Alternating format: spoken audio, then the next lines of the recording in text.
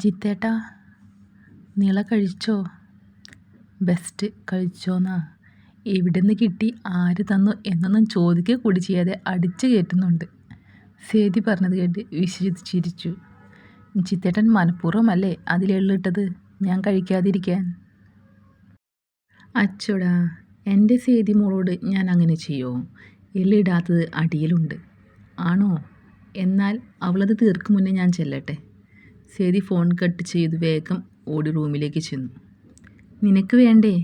എവിടേക്കാണ് ഓടിപ്പോയത്? നീ തീർത്തോ മുഴുവനും? അവൾ പേപ്പർ വിടർത്തി. ഇതിൽ എള്ള് ചേർക്കാത്തതുണ്ട്. അതെനിക്ക് അത്ര ഇഷ്ടം പോരാ.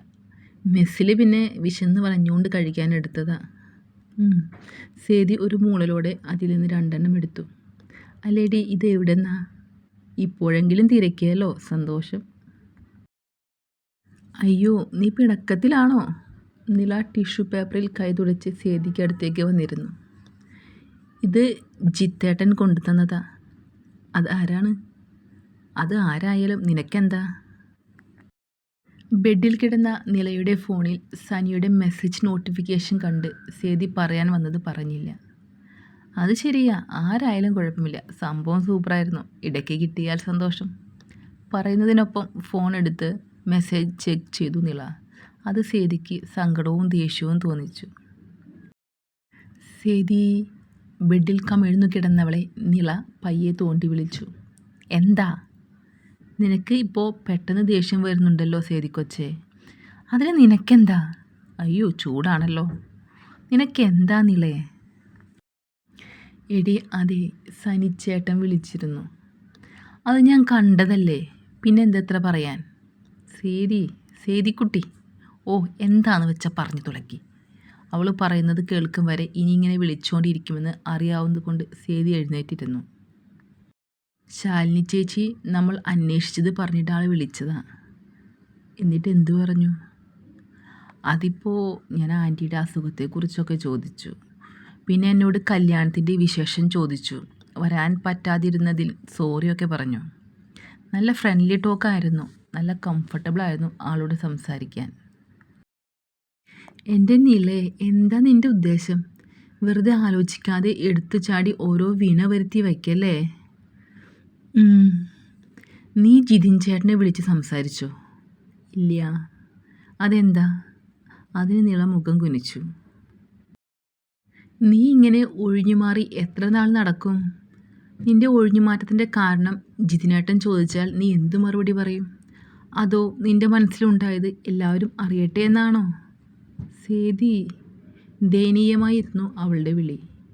നീ വിളിക്കണ്ട. അവൾ പ്രേമിക്കാൻ ആളെ തിരിഞ്ഞ് നടക്കുന്നു. അവളുടെ കോപ്പിലൊരു സൊല്യൂഷൻ. സേതി എണീറ്റ പോലെ തിരിഞ്ഞു കിടന്നു. ഇതെന്താ പതിവില്ലാതെ ഒരു കിടത്തം, അതും ഡ്രസ്സും കൂടി ചേഞ്ച് ചെയ്യാതെ? നീലിമ ഫ്രഷായി വരുമ്പോൾ ജിതിൻ വന്നതുപോലെ തന്നെ ബെഡിൽ കിടപ്പാണ്. നിള വിളിച്ചോ? ഞാൻ വന്നപ്പോൾ തന്നെ വിളിച്ചു നോക്കി. ജിതിനേട്ടനെ വിളിച്ചില്ലേ? ഇല്ല. എന്താണെന്നറിയില്ല, അവൾക്ക് എന്നോടൊരു അകൽച്ച പോലെ. എൻ്റെ ഏതെങ്കിലും പ്രവൃത്തി അവളെ വേദനിപ്പിച്ചോ? ജിതിനേട്ടൻ എന്തൊക്കെയാണ് ആലോചിച്ച് കൂട്ടുന്നത്? അവളെ അറിയുന്നതല്ലേ ജിതിനേട്ടന്? അതെ, അറിയുന്നതാണ്. അതല്ലേ എനിക്ക് ഇത്ര വിഷമം. എവിടെ എന്ത് സിറ്റുവേഷനിലായാലും എന്നോടൊന്നും മിണ്ടാൻ അവൾ സമയം കണ്ടെത്തുന്നതല്ലേ. ഇതിപ്പോൾ അവൾ ഇന്നലെ അങ്ങ് പോയതല്ലേ ഉള്ളൂ. എല്ലാവരുമായി ഒന്ന് സെറ്റായി വരാനുള്ള സമയം വേണമായിരിക്കും. അതിനർത്ഥം വീട്ടിലുള്ളവരെ വിളിക്കേണ്ട എന്നാണോ? ജിതിന് അവളെ നല്ലോണം മിസ് ചെയ്യുന്നുണ്ട്. അതിൻ്റെയാണ് ഈ സംസാരം എന്ന് നീലിമയ്ക്ക് മനസ്സിലായി. അവൾ അവൻ്റെ അടുത്തേക്കിരുന്ന് മുടിയിൽ പതിയെ തലോടി. ടെൻഷനാവണ്ട, വേണേൽ നമുക്കൊന്ന് പോയി കാണാം അവളെ. അധികം സമയമൊന്നും ആയിട്ടില്ല. ഒന്ന് പോയിട്ട് വരാം. ജിതിൻ ബെഡിൽ നിന്ന് എഴുന്നേറ്റ് നിന്നതും അവൻ്റെ ഫോണിൽ നിളയുടെ കോൾ വന്നു. ദേ അവൾ വിളിക്കുന്നുണ്ടല്ലോ. നീലിമ ഫോൺ എടുത്തു കൊടുത്തു. ജിതിൻ ഫോൺ എടുത്തു മിണ്ടാതെ നിന്നു. പിണക്കമാണോ ജിതിനേട്ടാ? എനിക്കെന്ത് പിണക്കം? നിനക്കല്ലേ ഇവിടെ നിൽക്കാൻ പറ്റില്ലെന്ന് പറഞ്ഞ് ഹോസ്റ്റലിലേക്ക് ഓടിയത്? അതിന് മറുപടി പറയാതെ നില മുഖം ചുളിച്ചു. ഞാൻ വിചാരിച്ചു നീ എന്നോട് പിണക്കമാണെന്ന്.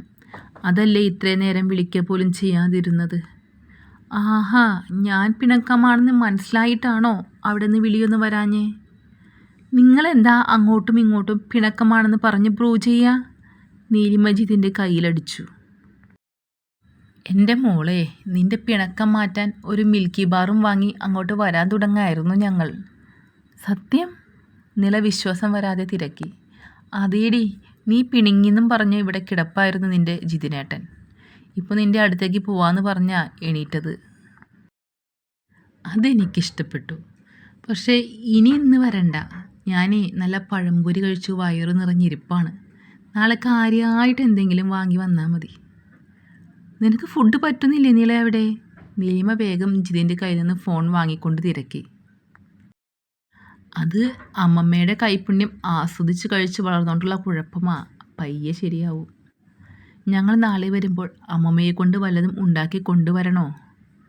തൽക്കാലം വേണ്ട. ഇവിടുത്തെ ഫുഡും സെറ്റപ്പും ഒക്കെ ശരിക്കും അറിയട്ടെ. നിളേ, പറ്റുന്നില്ലേ? നീ ഇങ്ങ് പോരെ. ജിതിൻ നീലിമയിൽ നിന്ന് ഫോൺ വാങ്ങിക്കൊണ്ട് പറഞ്ഞു. ഞാൻ വരാം ജിതിനേട്ടാ. ഞാനേ ഇവിടെ ഒരു ലൈനൊക്കെ സെറ്റാക്കിക്കൊണ്ടിരിക്കുകയാണ്. അതൊന്ന് ഓക്കെ ആയിട്ട് വരാം. ദൈവമേ, ഈ പെണ്ണ്! അമ്മമ്മ കേൾക്കണ്ട. ഇതിനാണോ നീ ഹോസ്റ്റലിൽ പോയത്? അടി മേടിക്കൂട്ടോ. നീലിമ തലയിൽ കൈവച്ചു പോയി. നീ ഒന്നും മിണ്ടാതെ നിന്നേ നീലിമേ. മോള് പറഞ്ഞേ, ആരാ ആള്? ഞങ്ങൾ നാളെ വരുമ്പോൾ പരിചയപ്പെടുത്തി തായോ? അതിനുള്ളതായിട്ടില്ല, പക്ഷെ വൈകാതെ പരിചയപ്പെടുത്താം. അടിപൊളി, നല്ല ചേട്ടൻ. നീലിമ ജിതിനെ കണ്ണുരുട്ടി.